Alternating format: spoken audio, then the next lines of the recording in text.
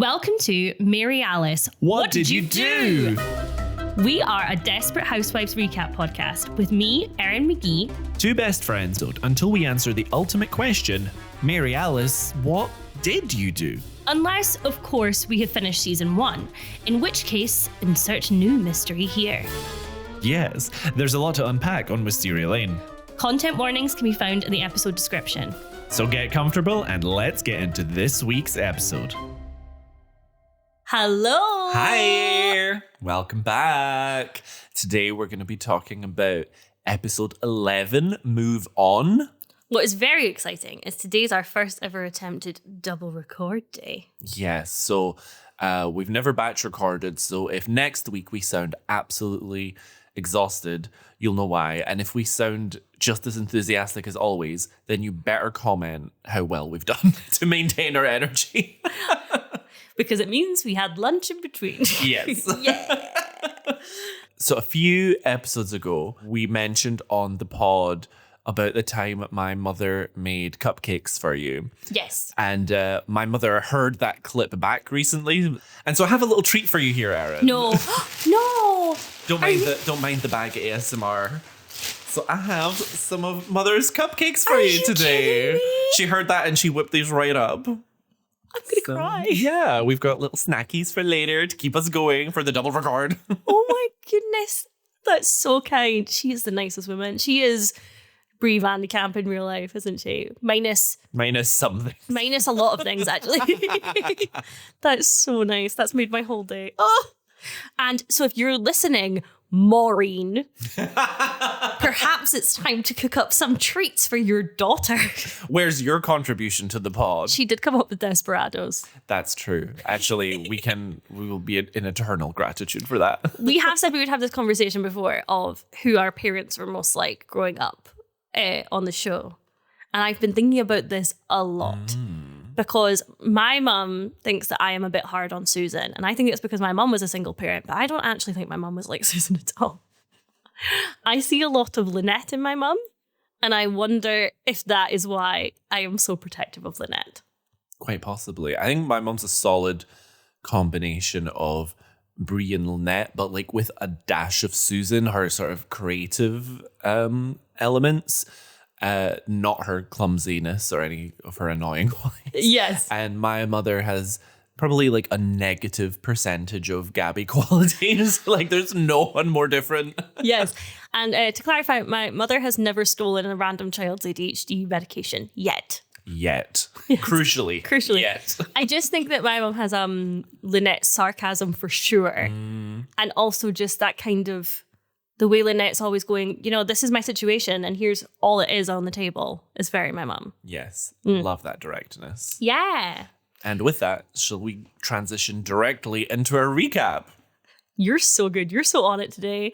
Jakub and I go to the same place when we're recording the pod every morning. And today, Jakub got an extra shot of coffee and it's popping off. The barista was literally like, do you want some food with that? And I was like, no. And she said, I'm just looking out for you, man. She had the energy of a barman of, do you want a glass of water? You've had enough. It's time to go home, babe. Yeah. And let's move on. Oh! We're both on fire today. Yeah. Oh, too soon. Too soon after Edie's house fire. I'm going to be saying that on season 8. It's too soon. Okay, let's get cracking. I think today we're going to mix it up and I'm going to do the cold open because I have so many things to say about it, if that's okay. I'm excited. Give it your best shot. I can't wait.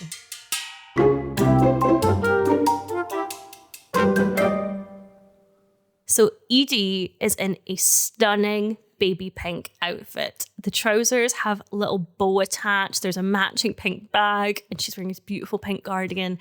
And Mary Alice says, Edie Britt could never understand why she didn't have any female friends. Of course, she always tried to tell people she didn't need any, but the truth was it bothered Edie that other women didn't seem to like her.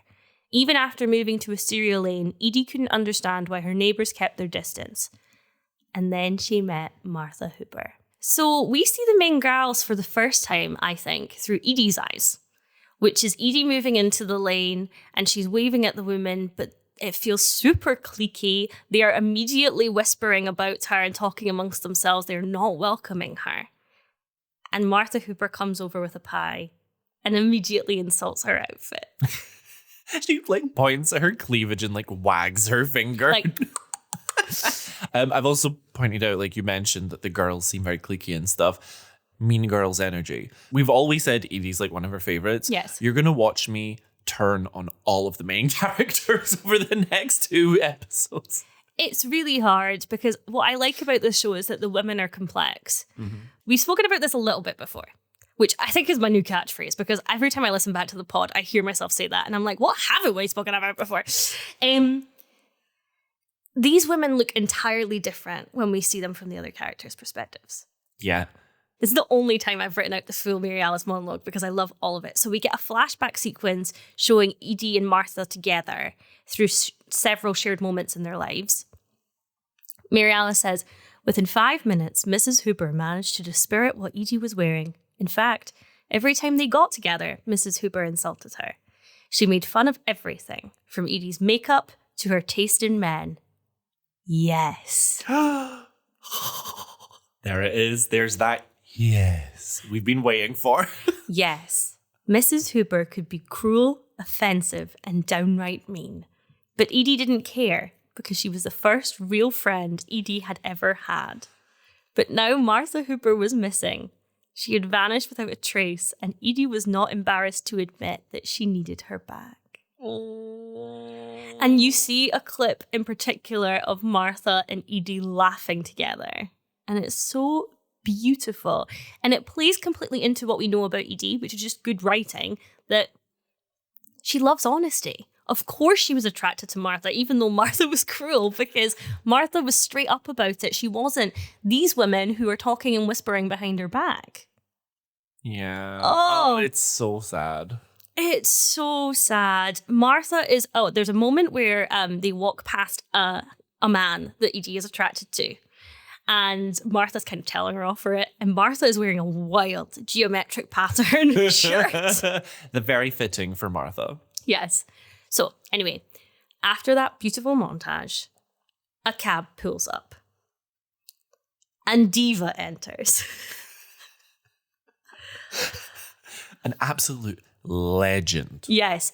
For anybody who is watching the show for the first time, take note. This is the moment where things take a sharp turn. We meet Felicia Tillman, Martha's sister. And the show was never the same again. She is wearing the most get out of my face bob I have ever seen in my life. To the point where I fear I might get a bob after this. She looks so good. And she is a bit more glamorous than Martha, I think it's fair to say. She wears a lot of shawls. Yes, every scene she has a different over-the-shoulder kind of... It kind of looks like a giant handkerchief. Like a big scarf, pashmina, that kind of... Yeah. And right now, in this opening shot, she looks like Angelica Houston. Edie and Felicia meet. Felicia mentions that she has a feeling that Martha is dead, so she's not particularly concerned about finding her, and delivers this, no, Edie, she's dead. It's like, they're not twins, but it's almost like a twin thing in that she's like, oh yeah, we've got like a deep primal connection kind of thing. This is the start of my latest conspiracy theory. Oh, I'm so ready. My problem with Desperate Housewives sometimes is that people quite often ask, which housewife are you the most like? And I have never been able to really go, oh, I'm a bit of a Susan, I'm a bit of a Gabby, but this episode made me realize I'm Felicia. And I'm okay with that. Because just the way that she's like, I have this gut feeling, so it's fine. I know that she is dead is the most Erin McGee thing I've ever heard. You just need the facts. You can make your peace with it. You just need those facts. Exactly. And Edie's trying to comfort Felicia. And Felicia says, I hated Martha. She was a wretched pig of a woman. And the way she delivers it with such a smile and so scathing means that Edie starts to see the resemblance between the two of them. She says, and the day she died, this world became a better place. You sound like Tommy Wiseau. Not Tommy Wiseau. But it's just such a good introduction of her. It's also clear that she's here mostly out of familial obligation and not any kind of love towards Martha. Yes, it feels like Edie has lost a sister and Felicia is just some neighbour. Yes. So, in the next scene, the neighborhood have all been made aware of Martha's disappearance and have gathered to hear from a policeman and collect missing persons posters of Martha to help distribute. It's very similar to the neighborhood watch meeting when we were introduced to Bob Fisk in a previous episode. Who is not there. The picture of Martha on the poster is clearly a screenshot from the episode where she wheelbarrows an unconscious man over to Bree's lawn. Correct. I clocked that too. Yes. Paul is also there, clearly snooping to find out what the police know so far. Gabby, Lynette, and Susan are standing at the back behind all of the chairs, arms folded, not engaging. Again, it's giving Mean Girls. They're like, oh, one of the unpopular kids has gone missing and is possibly dead. We couldn't care less. Hate it. Yes. However, what I love is Gabby's top in this scene, but I'm too annoyed at how cold they are to give it much more credit than that. We'll simply move on. We will. But Paul makes the rookie mistake that every single person makes in a true crime documentary of getting himself directly involved in the investigation. He's not good at this, and that will continue to be a trend in the episode. Yes. Edie gives an emotional speech, and she hugs the cop when she starts crying. The girls immediately judge her for making this about her, even though she's really the only person there who cares about Martha, and she has every right to get upset. Edie managed to make this all about her. It's her best friend, Lynette. Literally. The girls do get creepy vibes from Felicia. They aren't worried about Martha. Susan compares her to a cockroach. Which, fair enough. Something else I want to flag. Just that line about Edie managed to make all of this about her. I believe this comes back later. So this is just me winking at the microphone for you for when I return to this. Okay. They also mention Bree and Rex having heard about his heart attack, and one of them says they're shocked since Rex is so young. Is he that young? How old is Rex? I feel like it's not that shocking. He's early 40s, Jakub. He doesn't look it. So Paul approaches Felicia to assure her that everyone is praying for Martha's safe return. Which she doesn't believe for 1 second. She looks disgusted at Paul for even having the gall to offer her such empty comfort words. But also, Paul, why are you speaking to the victim's sister? Insane behavior. He's never watched Criminal Minds, not one episode. Clearly. So now it's time to talk about Bree. Now we are at the hospital after Rex's heart attack, and the kids are mad that Rex isn't coming home. Bree wants him to go to a motel. Andrew calls her selfish and says he can't wait to put her in a nursing home, to which Bree says, well, I'm sorry to disappoint you, Andrew, but my plan is to have an embolism and die young. This was almost my quote of the week. That was incredible. Then Andrew explains that he sees her behaviour as abandoning his dad, and Bree relents and agrees to see Rex through the heart attack recovery process, but after that, we're done. To which, when she leaves, Danielle says, we're not like other families, are we? Which I thought was a really funny line because, yes, they are so not like other families. But I think everybody's had that moment of, our family's not normal, is it? Yeah, in their own unique way. Yes. However, it's definitely Andrew who is the mad one of the children. Yes. Danielle continues to be our unbothered queen. I think Danielle is just taking some time to process the information in front of her. Yeah. Yeah. Andrew just has a default setting that him and his dad are best buddies and Bree is a monster. In the next scene, they're back home. Rex is on the couch/sofa bed. He's been banished back downstairs, still recovering, when Bree brings him a tray of food. Rex is apologetic and trying to reconcile somewhat, to which I ask why. He clearly wanted a divorce before, and now that it's Bree suddenly making the decision that she doesn't want this anymore, he wants her back. I hate it here. I think that he didn't realize how much he was still in love with Bree until Maisie Gibbons called him out for it. And I wonder if now it's the classic situation of he's had this near-death experience and he's finally realized what a good thing he has. To which I say too little too late. 100%. Brexit means Brexit. We've said it before and we'll say it again. I'm really hoping no one takes that clip out of context. And we'll say it again. Don't give them ideas, Erin. No. So Bree is in full robot mode, smile painted on her face, not an ounce of genuine emotion coming through. It's just clear that there is seething anger beneath everything she says. And she says that the only reason Rex is here is because their children are master extortionists. Yes. And when Rex points out that she clearly prepared his beautiful tray of food with love and care, Bree gives us another almost quote of the week. Yes. She says, "Do me a favor, Rex. Please don't mistake my anal retentiveness for actual affection."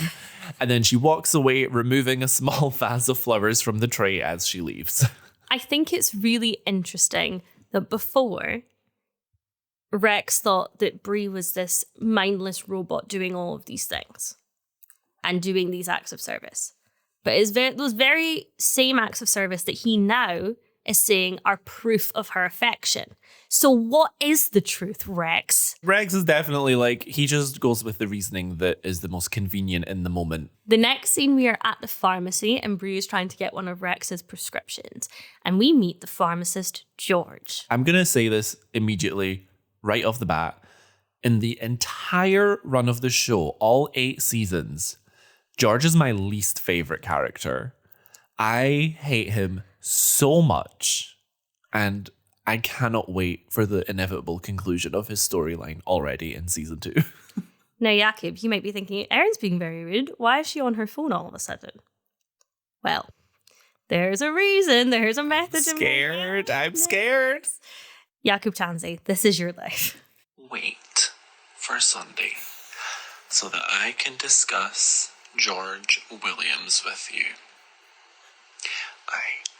I hate him so much. I'm going to rip his head off with my words, and I cannot freaking wait. Okay, I'm going to come for him hard in the next episode. Yes. He's just lightly introduced in this one. Yes, we are mad at him in advance. Yeah.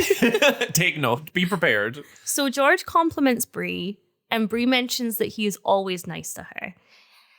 And she spots an older couple with the woman taking care of the man. And I think she's clearly imagining caring for Rex into their late years despite what he has done. So on impulse, she asks George out on a date. George says, "What about your husband?" Bree says, "Oh, him." I want to talk about that. I, a few years ago, dated a pharmacist myself. And that when I met him, my only reference point for pharmacists was George. Now, I'm not comparing my ex to his character, but it did cause mild humorous concern at the time when I first met him. In the next scene, Bree dresses to the nines in a stunning, elegant, hot pink dress in preparation for her date with George the pharmacist. I didn't care for this date outfit at all. Wow. I know. Okay, wow. Okay, wow. I think I'm glitching. I think it works really well for this scene, which is it feels fake. Ooh, okay, yeah. The hair doesn't feel like Bree. The outfit, while beautiful and classic, there's just it just doesn't really have any personality to it. And I think it really is showing that Bree is trying to make Rex jealous. Yes. And she says the best line ever. "I intend to French the hell out of him." Oh, Bree, you saucy minx. Oh my God. Yeah, she's clearly trying to rub in Rex's face this date. Get him a bit jealous. So she's getting ready in front of him. She's telling him about the date. And then when George shows up, Bree invites him in while she finishes getting ready. Again, to make Rex jealous. Even though George is clearly far more uncomfortable in this scenario than Rex is. George quietly asks for clarification as Bree told him before that they're separated, to which Bree loudly replies, "Oh, we are, emotionally. Physically, he just lives here because his mistress refuses to care for him. Would you like a drink?" And then she says, "Rex, say hello to George."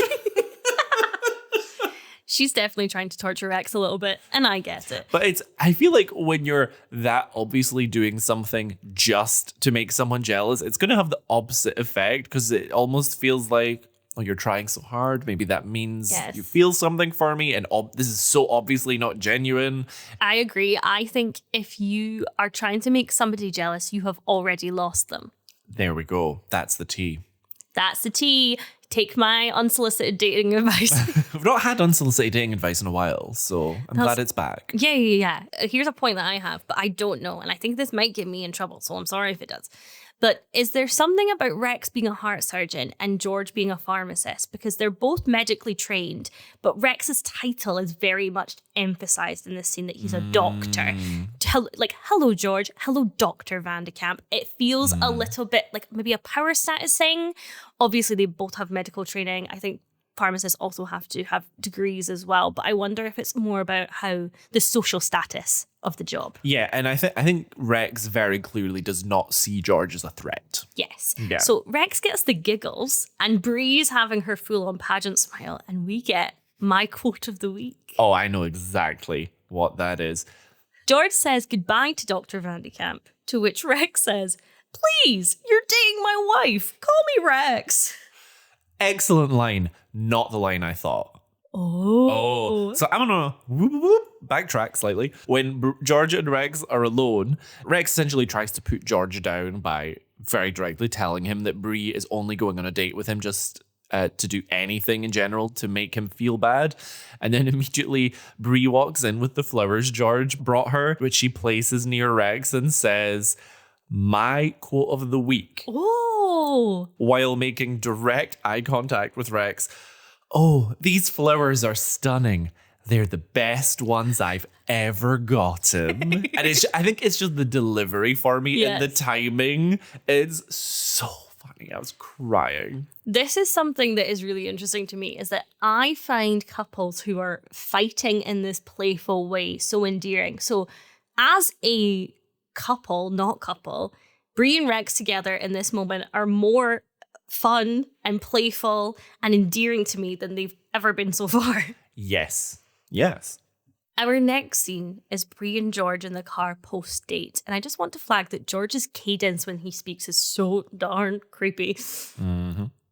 Bree and George go for the goodnight kiss. And Andrew's knocking on the window, showing up like the police, about to pull him over for drink driving. Andrew's mad that Bree is on a date, and Bree rightly points out that Rex is only still in the house because of the kids in the first place, after Andrew says that basically Bree is flaunting this in front of him. Andrew says, "Are you two going to have sex?"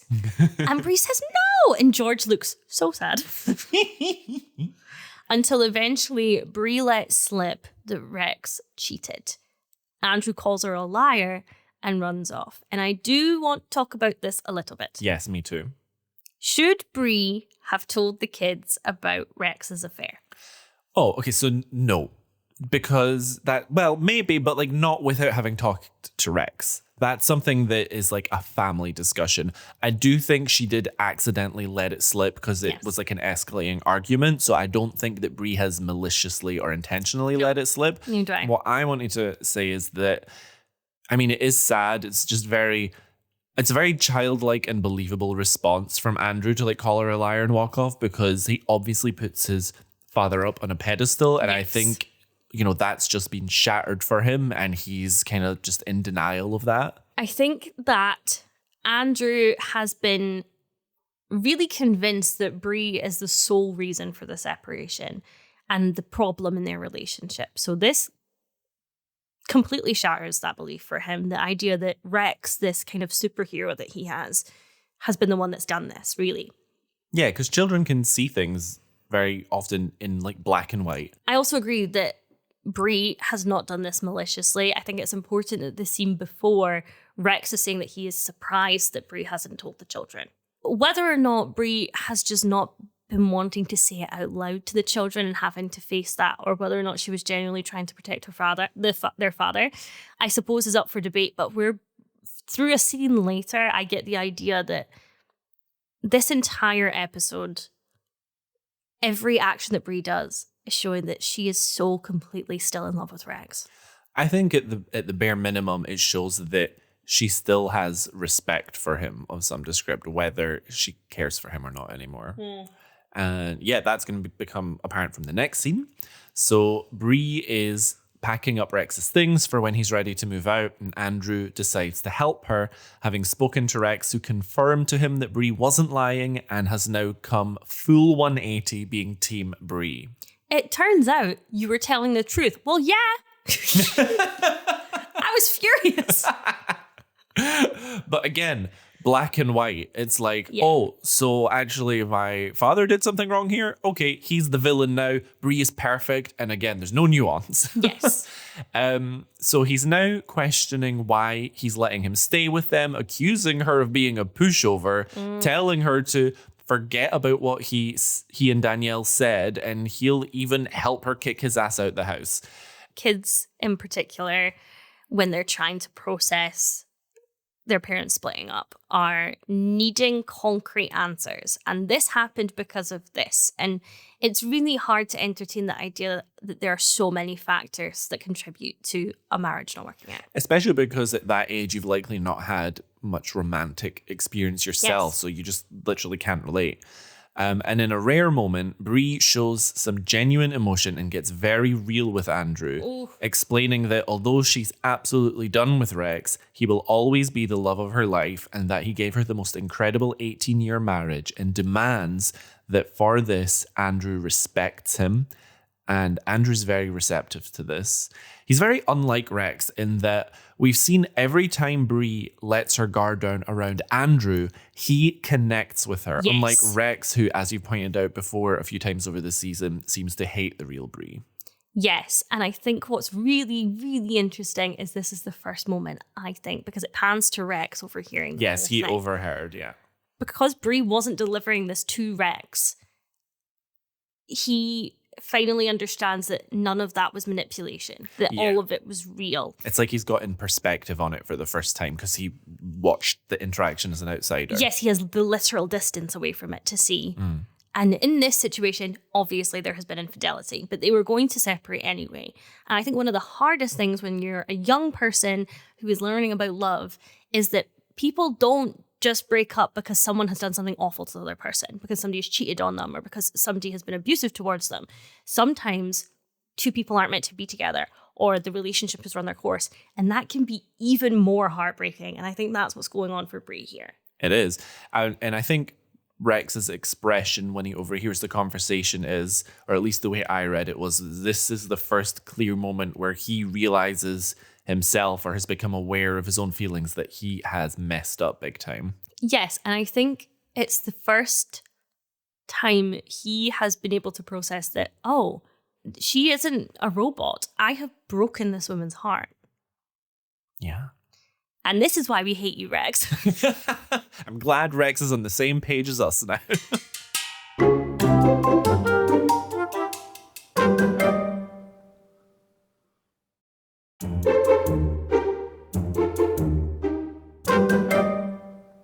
Let's move on to Tanette.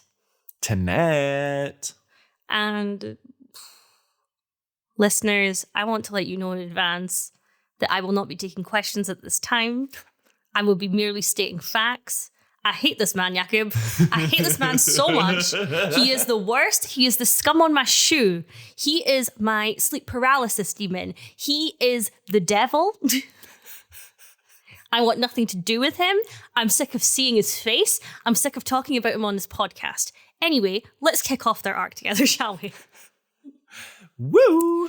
Lynette wants to buy a war here. it's a big deal, okay? She's talking to Tom about it. The lights go off, and Tom's forgotten to set up the coffee maker. I think the scene is meant to be, oh, look, Lynette is nagging Tom about this small thing. But if that's Tom's job, then he better have that coffee set up. She is a mother of 4. So, Tom eventually decides to go set up the coffee for the next morning, and Claire is doing the laundry late at night. For those who've forgotten, Claire is the nanny. She has a dirty dressing gown on, so she puts it in the washing machine. I get it. She's naked and afraid. Tom walks downstairs and catches Claire naked. That in itself, fine. Tom lingers. That's understating it. He lingers, he stares. Claire is clearly uncomfortable. Claire is his employee and she is uncomfortable. She is turned away and Tom continues to stare at her. Awful, awful, awful. Why is he staring? Why is he smiling? Why is he not looking away? And then, because I wasn't ready to kill him enough, he goes back upstairs to Lynette and initiates sex with her. It is,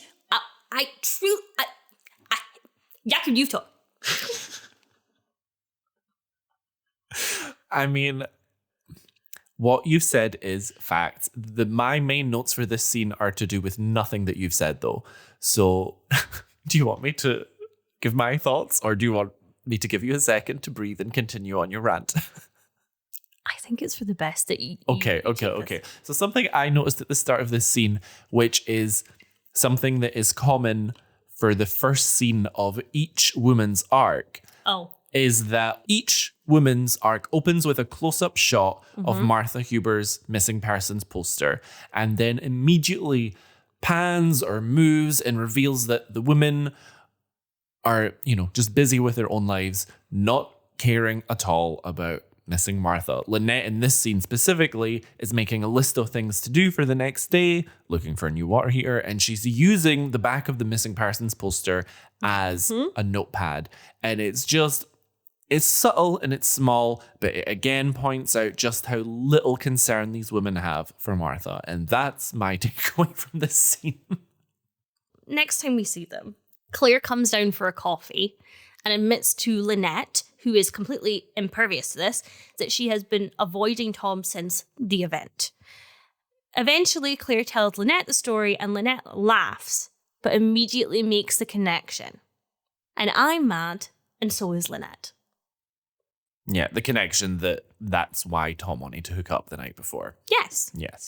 So at the mall, Lynette's off to get her water heater, and Lynette brings up the seeing Claire naked of it all and accuses Tom of only having sex with her the night before because of that, and Tom immediately knows he's in trouble. Lynette says, "You kissed me," as though that would end this conversation, and it so won't.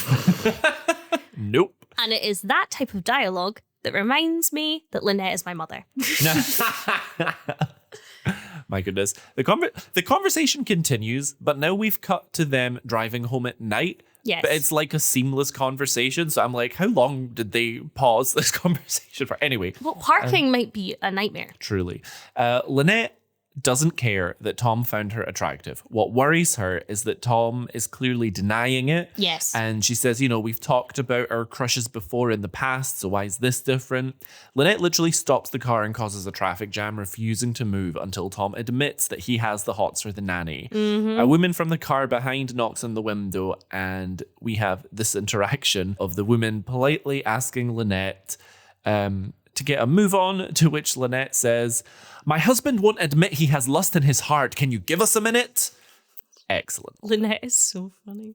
But I do really, really like the beginning of this conversation. And I think Lynette is extremely reasonable, saying that you have crushes, I have crushes, we've been together a really long time. We tell each other and we laugh about it together because that is a realistic long-term relationship. Yeah, Lynette is a very pragmatic person, and she's not going to blow up a situation more than it needs to be blown up. Yes, and she's saying, I am not expecting you to only be attracted to me for the rest of our lives. What I expect is honesty about it. And I love Lynette for that, because I've been in romantic situations where if I talk about anyone I've been with before or like whatever, it's like causes awkwardness, and it's not a good way to be. Yes, we've all been in a relationship before, and let's put it out there, all those relationships are over where you've brought up an ex or something.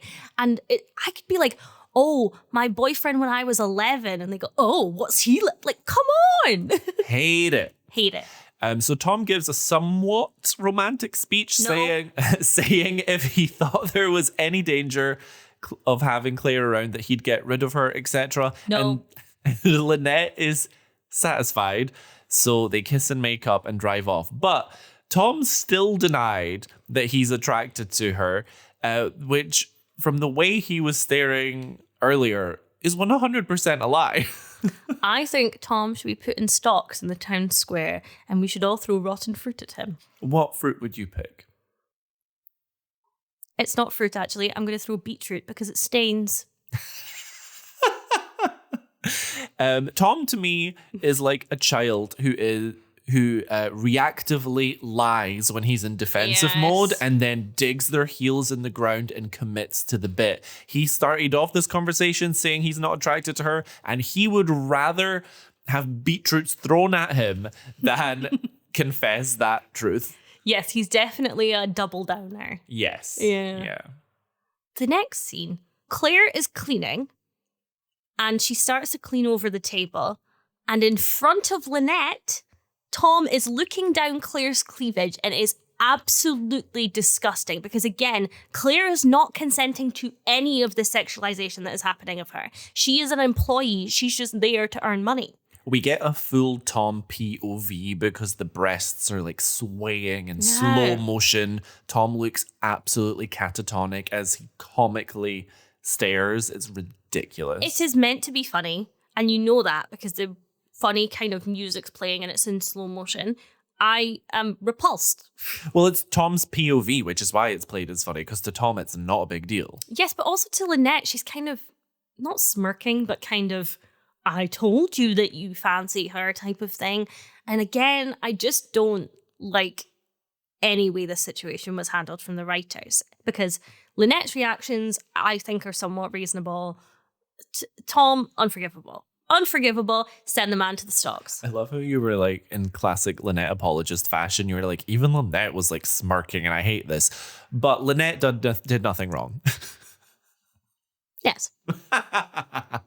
As a result of this, clearly just by the fact that Lynette has clocked Tom, Tom fires Claire. And I'm glad we didn't see it because it must have been a really awkward conversation. Yes, I saw you naked and I lingered. So good night. Why couldn't Lynette have just ran off with the nanny? Why didn't we just subvert this situation to Lynette saw the nanny naked, turned around respectfully, but realized she'd never seen another woman naked before, and then realized maybe Claire and I have a good thing going. We both share the workload. We both share, and then together they run off. And then because we've already seen her kind of hitting on her. Desperate Housewives reboot. It could happen. Wisteria Lane's coming.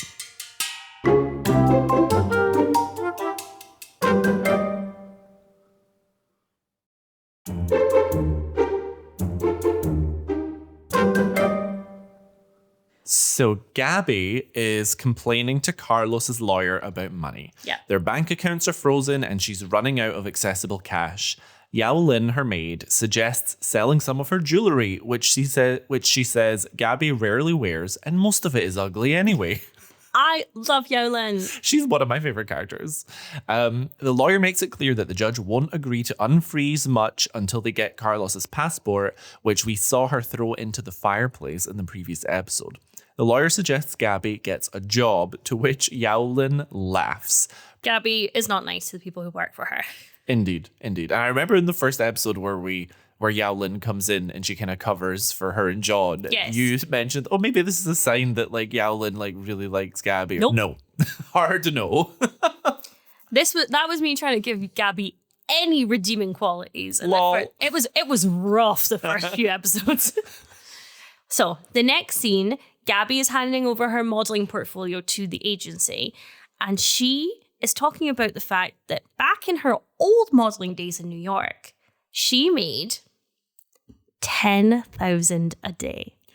But most importantly, the reason I'm clocking that is, Jakub, that $10,000 a day, we know, is actually $16,929.54. Furthermore, we know that On a daily basis, Gabby could have had someone murdered. Yowlin's in trouble. We're all worried about Yowlin. 10 grand a day? If you were to make that amount of money, Jakub, what, apart from the big thing, the houses, the boats, whatever, what would you be most excited to purchase that was a small thing? Oh, a small thing. Yes. Oh, probably a Lego set of some descript. Yes. Probably the rumored Lego Death Star that people think's coming out this year for $1,000. Yeah, I'm scared for myself. The first thing I would buy is a haircut. When was the last time a hairdresser cut your hair, Erin? Over 5 years ago. That's a long time. So Jakub and I take a selfie. You guys will have probably seen it on our Instagram every week. And I got really self-conscious because I overcut my fringe and it was very helly from Severance. And then and it's been taking a while to grow back. So I'm starting to think maybe this is not my calling. So I would buy a haircut. That's so exciting for you.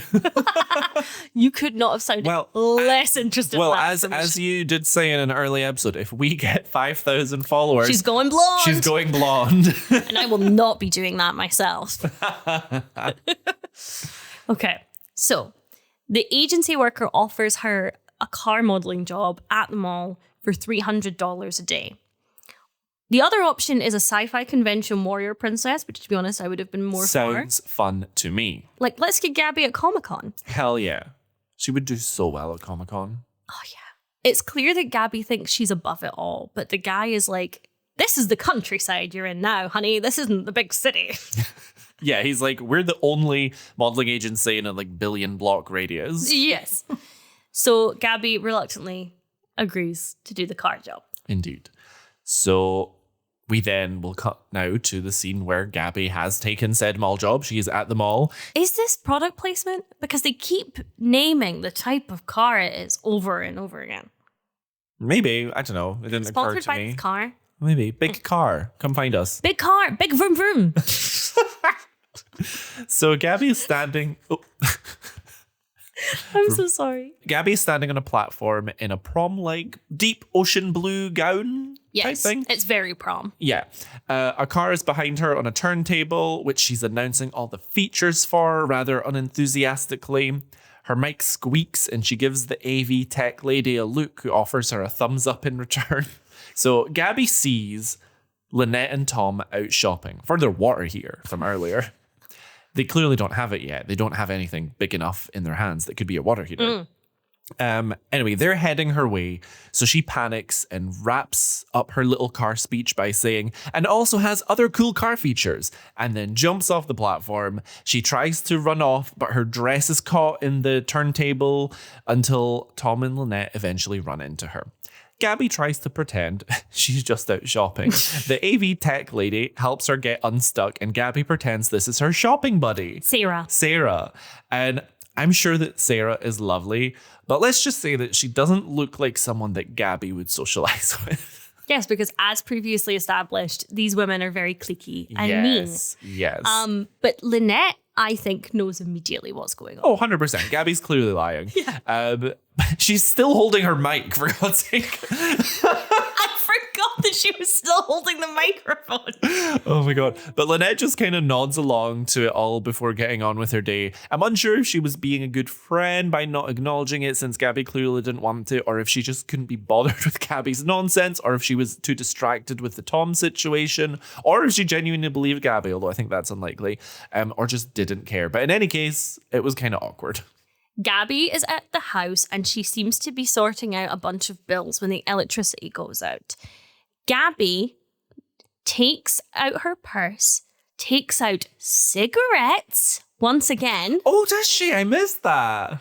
And a lighter and lights a candle. While on the phone, she tells the lawyer that she has found the passport. Gabby has given up on this whole charade. Which is sad because at the start of the scene when she's sorting out the bills, she really does seem determined to make things work kind of without Carlos's money. It's nice to see her try to be independent. Yeah. But I do understand that I've had enough. But it is interesting that we get the return of Gabby the Smoker. Yeah, I did not see that. However brief. Yeah.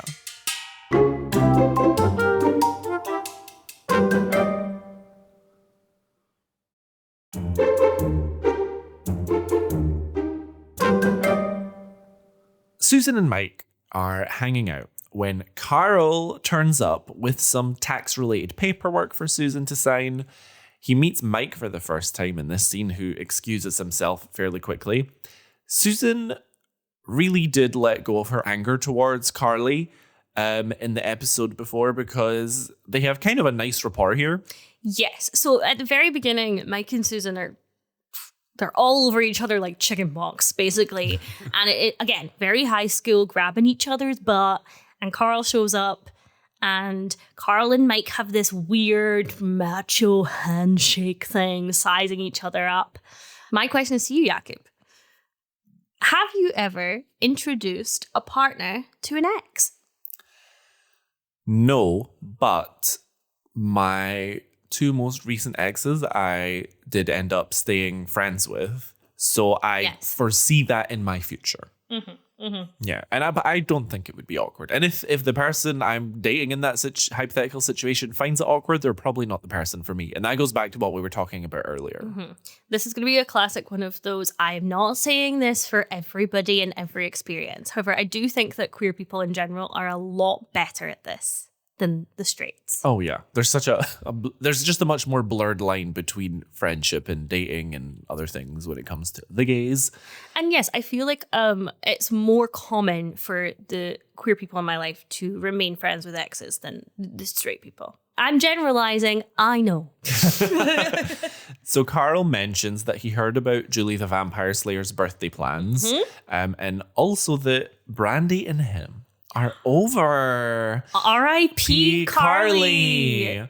Carly too. Yeah. Carly with an I and Carly with a K. He caught her cheating, and Susan tries so hard not to gloat too much about the news, but has a huge grin that she is struggling to suppress.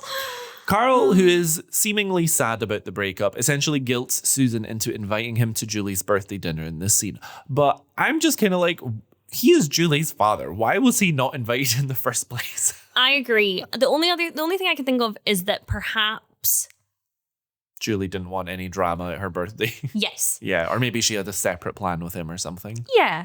I would like to up the affair count to affair count 2, which 11 episodes in is not very high.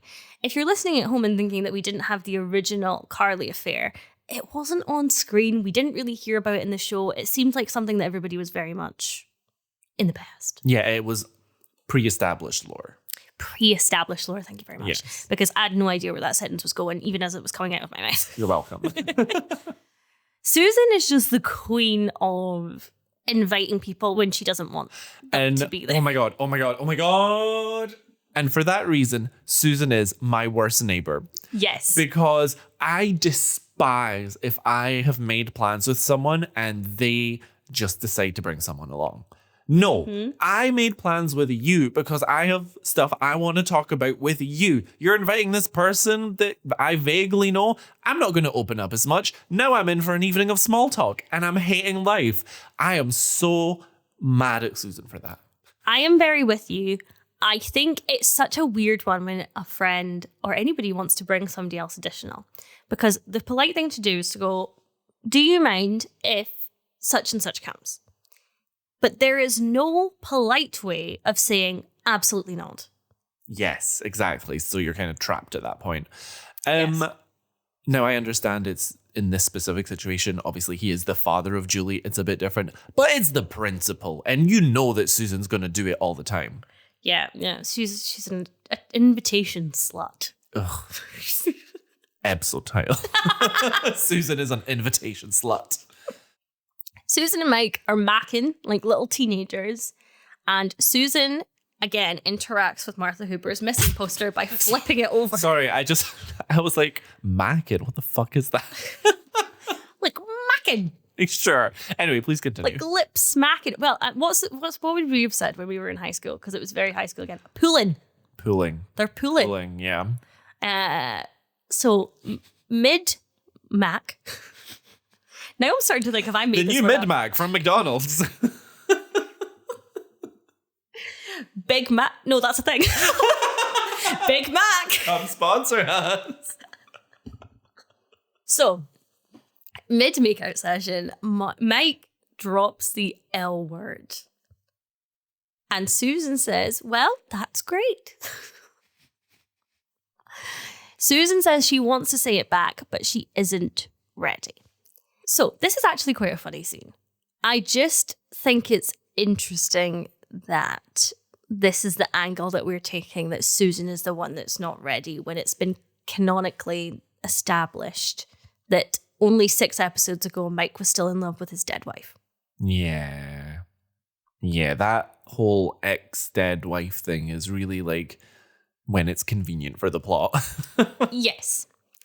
So anyway, Susan is kind of making it a bigger deal than it is when Mike is fine with her not saying it back, to the point where she's ruining the kind of situation they have going. The moment's done. And Mike very funnily says, I retract my earlier statement. I no longer love you. In fact, I just think of you as a really good buddy.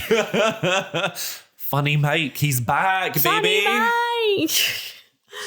Then, completely out of pocket, in my opinion, and out of nowhere, Mike says that Susan might not be able to say that she loves Mike because she might still have feelings for Carl.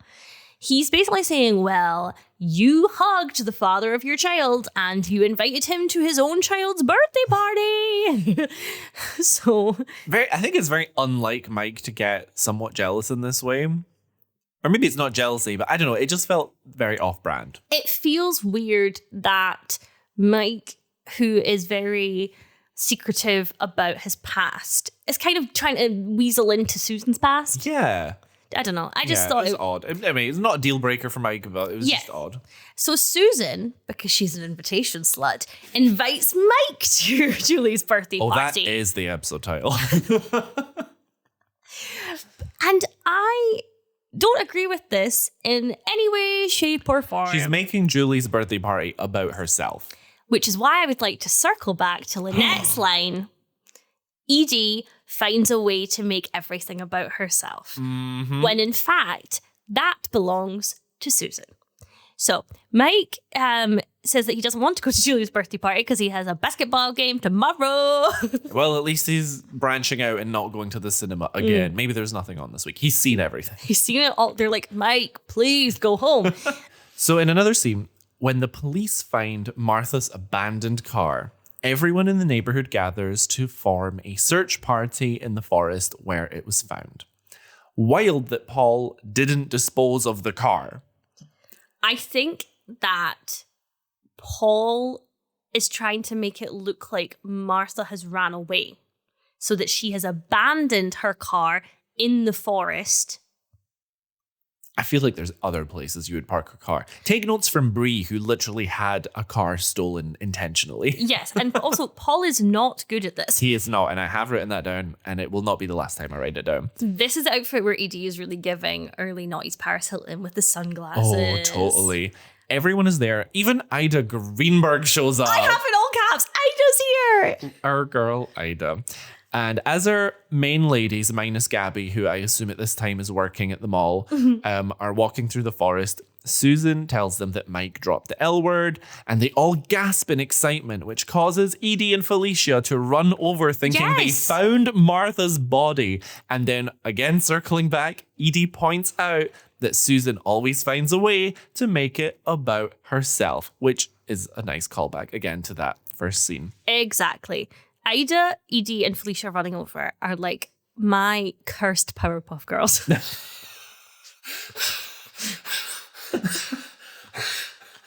Like Felicia's Buttercup and that little bob. We need to do some kind of edit. We need to. And I'm thinking of Ida in the pink cardigan, and in my head, Edie's bubbles. Anyway, so Julie the Vampire Slayer and the gals are at the Bronze. Julie and the gals are at karaoke at their little restaurant, and Julie is singing Down at the Old Five and Dime. With her 2 throwaway friends who we'll never see again. And I'm guessing because when they leave and go upstairs, they were ambushed by vampires, and sadly, the 2 friends didn't make it. we discover that Carl has not only come to this event, he has brought a date. And he has brought Edie Britt, who immediately plants the lips on Carl. In front of everyone. In front of everyone. I do not care for Edie in this specific arc. With the understanding that she is grieving and drinking to forget, it's a hard sell. If you can be a Lynette apologist, you can be a Edie apologist. I'm an Edie apologist, but if you were apologizing for Edie as hard as you were apologizing for Lynette, you would have ended that with, but Edie's brilliant, or something to that effect. Don't end on a negative. We'll get there. We will. So later in the evening, Edie is killing it on stage singing, to be fair. She's singing I've Never Been to Me by Charlene with the lyric, I spent my life exploring the subtle whoring. And it's very happy birthday, Mr. President, the Marilyn Monroe to JFK. Because the dress is also that V cut. I think hers is a little bit more of a baby blue, but it's clearly a Marilyn Monroe reference to me. Definitely. And Susan and Mike are watching in each other's arms and just vibing and having a nice time. And Carl is clearly jealous. Carl goads Susan to get up on stage, knowing that she doesn't sing publicly. But when Mike says it'd be nice to hear her voice, Susan uses the opportunity to prove to Carl that she's Team Mike. So she opts for New York, New York. Edie and Susan make an exchange of insults, Edie slagging off Susan's outfit and Susan questioning Edie's singing. And again, here I am sad. Because we saw in the opening montage that Edie's only female friendship with Martha was formed through dragging each other. Yes. And so I feel like this is still progress in Edie's mind between her and Susan, but it's so clearly one-sided that it just made me sad. I think Edie even smiles a couple of times after Susan's insults, particularly the one where she says, I think I'll take my chances, sort of like you did on those high notes. But Edie is also drunk as a skunk in this scene. Oh yeah, she's very drunk. And she brings up something bad. Yeah, when Susan and Carl are alone at the table, he gets some digs in at Mike and then tries to get a bit nostalgic with Susan. And that's when Edie comes back with another drink and reveals that Carl and her shared a flirty moment when he was still married to Susan. Not seeing it as a big deal now that they're all divorced. But Susan, who is now enraged, then gets called up to sing. A hauntingly aggressive rendition of New York, New York. I have written it down because so Susan starts singing and she's got a surprisingly nice voice, actually. Yeah, she's really talented. And then between lines of the song, she starts fitting in little angry remarks towards Carl. And angry ad-libs. Yeah. And the audience, the piano player, Carl, were all uncomfortable. But Susan tells him, no, keep playing, keep playing. Mike has his head in his hands, and then eventually her performance essentially turns into a one-woman show. I wanna just tell you that the affair was one thing. I mean, I forgive you because on some small level, I thought that you were in love with her, and now I find out that you were groping people at parties. Top of the heap. I know that this is perhaps to some a cringy scene. To me, it's a valid crash out. Edie says specifically the incident she's referring to is at the Hendersons' Christmas party. Now, bearing in mind, Carl has just been reminiscing with Susan, saying, why am I not getting any credit for my 13 years of loyalty? Carl's pulling I only cheated like one time, right? And Edie says that they, at the Christmas party, met each other under the mistletoe and he was feeling her up, which suggests to me that they made out. I am mad at Edie for letting Carl feel her up and make out with her when he was married to someone else. But, you know, we love Edie, so we're not going to focus on that. Let's move on. I also think that this entire scene is particularly insane when you consider that this is a children's birthday party. I'm very glad that Julie and her friends are upstairs fighting for their lives instead. Yes. What was your best birthday party? I had a fancy dress birthday party at my place one time. I think you were dressed as Snow White. Oh, yeah. And me and my friends were dressed as The Simpsons. That was so scary. It was, because like the guy who is dressed as Lisa is like a really buff, muscular guy. It's very funny. It's just the cartoons aren't meant to be real. It was cursed. I don't know if that was my best birthday, but I do always remember that one. Was that the one that you and I kept screaming, "This is our song" to every single song? Yes. And somebody said, "Every song is you and Erin's song." Oh, I know who that was. Drag them. The next scene is very sweet because in Mary Alice's voiceover, she says, "My husband, Paul." Mm. And I just wanted to note that, as we never really get that kind of reminder that Mary Alice is still has thoughts and still is present tense and all of these things. Paul returns to the scene of the crime again, like an Egypt. He's here to take proactive action, Erin. He takes Martha's jewelry. He digs her up. He digs her up. I would just like to say, this is the second time that Paul has unnecessarily dug something up that, had he had left, would have been fine. Exactly.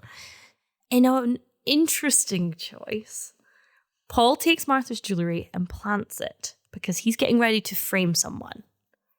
And the person he has chosen to frame is Mike. Yeah. To which I say, bad neighbor. You know, I actually did have Paul written as my worst neighbor until you mentioned the Susan being an invitation slot. So that was quite spontaneous change. But I stand by it. Yeah, there you go. Yeah. To me personally, you know how you've said before that you do bad neighbor as who you wouldn't like to be. Yeah. Yeah. I personally would not like to be framed for murder. And that's fair. Okay. Thank you for speaking your truth. Mary Alice's voiceover tells us that since the police has no suspects, Paul's essentially going to give them one, and that there's no one more suspicious than a new neighbor. But I feel like it's been quite a while now that Mike's been there. But also Mike has an alibi because he was sleeping with Susan. Yeah. Anyway. So the next day, Carl comes to Susan's to apologize, and his apology does seem sincere. Susan, in kind, apologizes for flipping out the other night. She hates that he still gets to her, and Carl claims that the fact he still gets to her is the difference between him and Mike. That Mike is a safe option, but that there's no spark. Carl's trying to say that they used to have such a good, I guess, passionate time arguing back and forth as if it were a cute relationship dynamic and not just a very argumentative relationship full of conflict. But he's so off base. And he admits to Susan that he wants her back. And Susan is absolutely elated, as this confirms to her that she has absolutely zero leftover feelings for him. She feels nothing. Yes. This is very much the relationship episode, I feel. So here's some unsolicited relationship commentary from me once again. First of all, yes, divorce is really, really hard. And I'm glad that they acknowledge this in kind of in a way where we see that both of them struggling with it, Carl and Susan. This one is me saying that not only is Susan and Mike high school, but Carl and Susan are very high school. Maybe it's just anyone in Susan's life becomes more high school. She brings it out in them. No, but I do think that Carl's kind of the definition of the jock, if you will, the mean one who cheats on the cheerleader type of thing. And he makes what I think is a very common observation, but I think a very, very immature one, which is mistaking anxiety for chemistry and mistaking toxicity for a spark. Yeah, yikes. And mistaking the comforting, safe option for boring. And that's the tea. That's the tea. We've been served another cup. We've all dated Carls as well. Like in a youthful teenage way where you don't understand that, oh, this isn't supposed to be this hard. Yeah. But something that isn't hard is for Susan to, in this moment, realize her feelings towards Mike. So she runs out of the door over to Mike's, literally just leaving Carl standing there, throws herself at Mike and tells her that she loves him. And they're kissing, and the camera pans over to show police inside Mike's home who are there to ask him questions about Martha. Which is interesting because Mike doesn't seem concerned at this point. He doesn't seem worried that the detectives are there asking questions. My assumption is that Paul has maybe given an anonymous tip or something. But at this point, the police, I don't think, have found the bracelet or anything. So, and I don't think it's unusual for police to just be canvassing the neighborhood and asking the neighbors questions. So that's why I think he's not worried. I agree. I'm just clocking it because something in that for me changes later. Oh, okay. Okay. Well, we're going to get to later really soon because we're now at our final scene. Guess what? It's later. Oh. Did we miss something? No, we didn't. And by later, I mean next episode. Which we are about to record. In the final scene, Mary Alice says, we are all searching for someone. And we see Bree calling George back and Rex being miffed. We see Lynette trying to find a new nanny who is, quote, experienced and preferably unattractive. We see Gabby calling Carlos and she says she has his passport. But surely that thing is not valid because they burned it so badly. Yeah, I mean, I think it's kind of implied that she maybe pulled it out of the fire at the last minute or something, but we get a shot of it and it is so blackened. I'm like, there ain't no way that's getting accepted, at least not at the airport. What really annoys me about this is that Carlos's birth year is burned in the passport. Which means that once again, Erin still doesn't know how old Carlos is. The main mystery of the show continues. How old is Carlos? But we do know that he was born on the 26th of June and he's a Cancer. Ooh. So that's that. Then we see Susan and Mike on the phone in a very, you hang up. No, you hang up. And finally we see a puppy, not Bongo, and a random runner. Who is very attractive. I'm sure. And the puppy runs over and is digging. The runner comes over and Martha Hooper's corpse has been uncovered. Mary Alice voiceover tells us that if we can't find that special someone we're looking for, we can only pray that they will find us, even if that person is a puppy. I can't wait until my puppy finds me. So again, very, very emotional person, which we haven't really explored on the podcast. We've alluded to it, but I assume at all times I'm either crying because I'm too happy or crying because I'm too sad. I cried recently because I realised that when I get a puppy soon, that my puppy could already be alive and could be out there waiting for me. Oh, that is cute, actually. I know.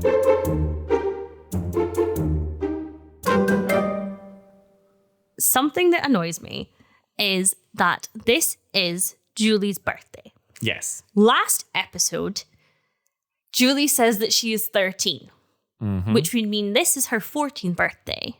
However, in the pilot and in episode 2, when we see Mike's bad investigative work, which maybe is the explanation for this, she is 12. Yeah.